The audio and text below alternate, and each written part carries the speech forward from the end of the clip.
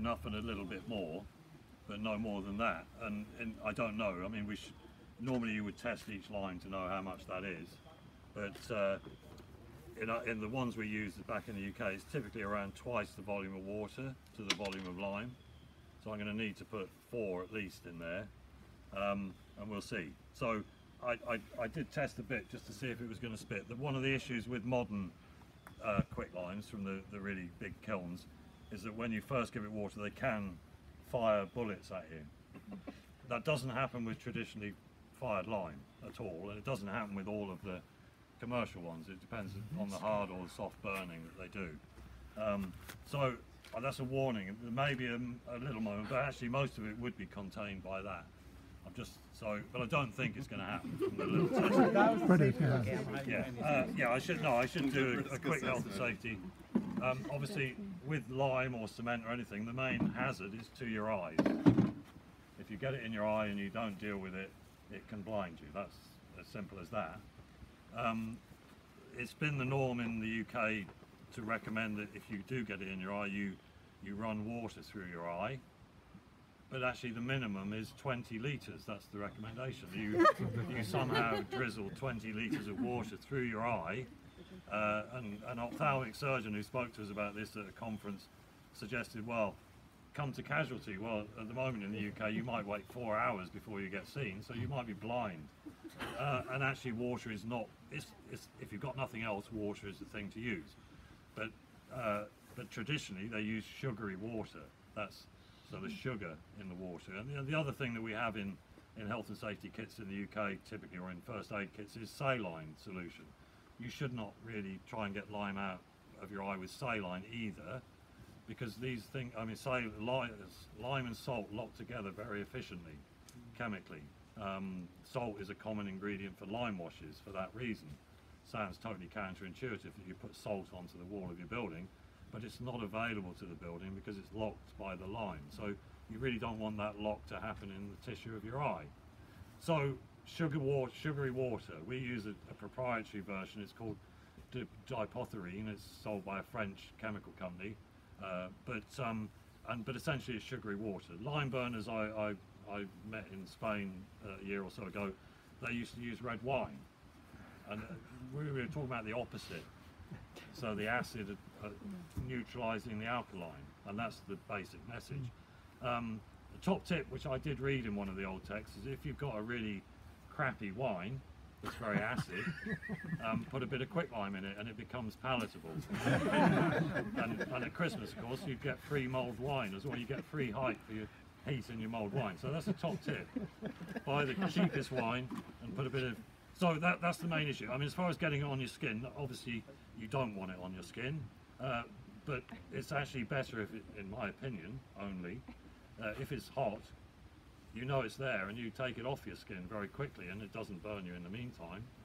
The lime burns I've had in my life have been from NHL or Portland cement, where I really didn't realise they were there, and by the time you know, a lime burn starts at the lowest level of your skin. So by the time you know you've got a problem, it's too late, that's for sure, and a lime burn will be the full depth of your skin. It's like a crater, a flat bottom crater, and it can take a while to heal, but you will get the same burns with Portland cement and hydraulic lime. So the point I'm trying to get across to you is the risk assessment for using this is in no way different to the risk assessment for using Portland cement. You don't want to inhale the dust, and it's not very... I'm going to try and put a little surplus in so we don't get dust as we mix, but again, if the dust comes your way, don't breathe it in. Is that a fair enough request? I mean, you don't want to be wearing masks, I don't believe. Yeah, there is masks. If you want to wear masks, but it shouldn't. I'm going to try and avoid the dust is not an essential part of this equation, put it that way, but it's, we'll see. So let's go. So what have I got? I've got 2, so I need to get at least 4, and I'll try and put 5 gauges of water in. Now, so there's a little bit of spitting, but it's okay. That's it. There won't be much more.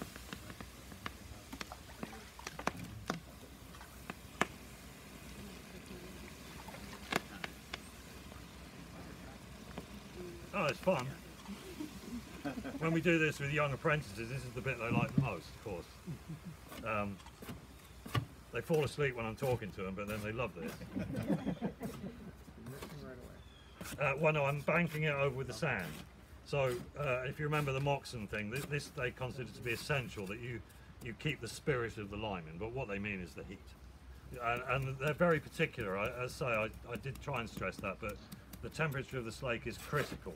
And they'll say in some of the old texts that you shouldn't slake lime on a windy day because the wind will steal heat from the slake. So they were really, and so you'll see what's happening now, it's expanding, and they'll say as well, you know, keep closing the cracks up to keep the spirit of the lime in. The Holy Grail, we were talking about this last night, Keith and his daughter and I, that we don't know what it is that makes this process give you a mortar that is so much better than if you make it with a cold pre-slaked putty lime. But we think it's what's happening at the moment. A lot of the slaking is happening with steam, and Moxon says that, keep the steam in, and that's in 1703. So that and steam is actually how they slake, as I understand it, the hydrate. They use steam, not water, and that we think is one of the reasons, but we don't know. I mean, there's lots we don't know, but what we do know is it bloody works, you know. That's so and they would do this, they could do this on a grand scale where they fill a pit with loads of lump lime, put the sand over the top, drizzle the water down through, and then leave it to cook. The medieval German for the guy that makes the mortar is mortar cook. So, I mean, if nothing else, that tells us they were hot mixing, but, you know. But, so, essentially, I don't know this lime, obviously, but that won't be far off. And if we left that now, it takes a good while for this temperature to drop, and the sand would become dry. And if we've given it just enough water, we'd end up, as I talked about earlier, with a dry slate, which we could then sieve and take out bigger lumps and so on. But what I would tend to do, and I think what most stonemasons tended to do, bricklayers did like the dry slaking method. When we look at the data, you'll see if you dry slate, the dry slate material gives you a slightly less sticky mortar when you knock it up a few days later. It also gives you higher flexural strength and higher compressive strength, but a lower rate of carbonation. So you get these different variations according to the slaking method. But there's no question that the hot mix made straight through to a mortar and used hot has the most porosity, effective porosity. And that's, you know, it's well understood that in Scotland, the Harling, you know, the render coats were put on very hot, you know, straight on, to maximise the porosity in the mortar. But anyway, so, okay, let's have a look. So if we haven't got a meat thermometer here, but we sometimes do that, just to see. But if we've given that the right amount of water, the temperature in here is not going to be more than 120 degrees centigrade. It might be, and it should be 100 or thereabouts. If I'd only given it like half the water it needs, then the temperature in there could be 300 degrees centigrade. And we're burning the lime when we let it get that hot, which again they counsel very strongly against. And the main reason being, if you've let the lime get that hot but not given it enough water, you will then have to add more water, and you're going to add cold water to a very hot quicklime, and it freezes it where it is at that point, and you'll get loads of lumps which will never mix in. They're not the lumps that we see in most of the mortars, but they'll never mix in, and so you end up with a mortar that's short, that's not got enough lime in it. So that's one of the main things I've taken from the text. But let's just have a look inside, and we've got what they'd call a paste, so we've given it a little bit more in that situation, and that is not too hot for me to touch at the moment. So I will break that open and start to mix the two together, so when it's very hot, and we've got a mixture of powder and, as I say, paste. You can see that's not putty as we know it, that's paste. And then, so I think we gave it about the right amount of water, so it's not going to be too hot. And but now, obviously, having mixed the two together, we can then add the more water that we need to bring it to a mortar. Or we could store it like that, and it would continue to dry down the sand, and you could store it like that. But you know, that's this idea of storing is, to me as a mason, if you can make it straight through and use it, why wouldn't you do that? That's it in most cases. I've got a text from 1839 in the UK where he says that if you have to mix off-site and take the mortar to site, you would dry slake it. If you're on site, you would slake it straight through to a mortar, and that's a simple thing about weight and transport cost and effort. So a lot of this. So we'll start to add more water. Now if I burn that, when I add this water, we get a real sizzle, a bit like quenching a hot iron. And we used to do that with one of the methods we use, and we'd get that, and I'd say to you, this I'm talking about even a year ago, I'd say, isn't that brilliant? But I was reading a Spanish, Manuel del Rio, and he's saying you mustn't burn the lime because then you'll chill it. And you know if you burn the lime, because when you add the water, it sounds like a red hot iron being quenched in water. So, oh shit. But anyway, but it actually, I have to say in that front, it only matters if you're using lump lime. With powder, it doesn't seem to matter. So, or I wouldn't notice a difference in the mortar, put it that way, whereas you do if you do it with a lump lime. So, and actually we're not far off, enough water in there, it's just I've got to have the patience now to, because the risk is I'll put too much in. Have we got a hammer, Ben, somewhere? Ben? Oh, okay. Yeah. A sledge. That'll help. This is where we're getting a bit like putty lime, yeah, where we have to do all this to try and get it mixed in. But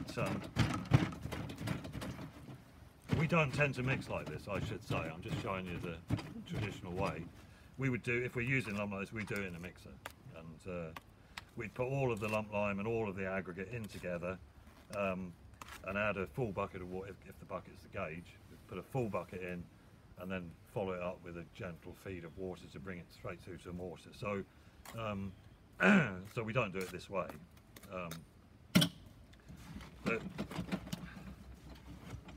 And the beating of it, you might have picked that up in a few of the texts, but you know the stress on the need to beat the mortars, and you see in the old text they're doing it with like round earth, I think they're really beating it.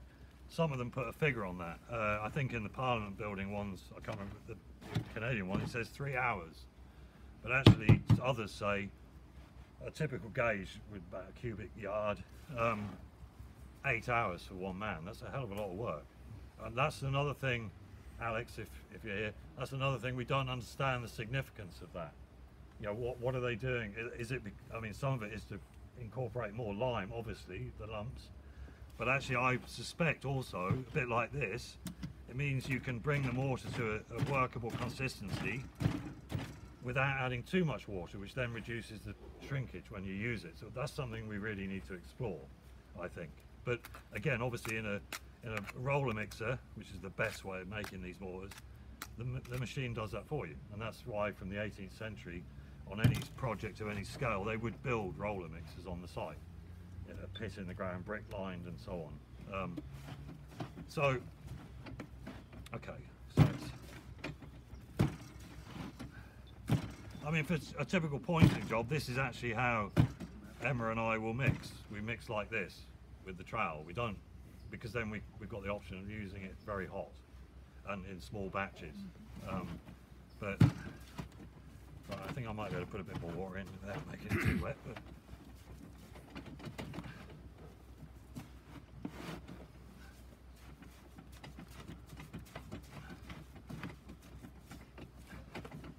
I think those of you who are used to the NHL can see it's a little bit different at the moment. It's not sand and water, put it that way. But nice lime, I think. Where's this from, Matt? Where is he? Oh, it's from Bedford, I think. Where?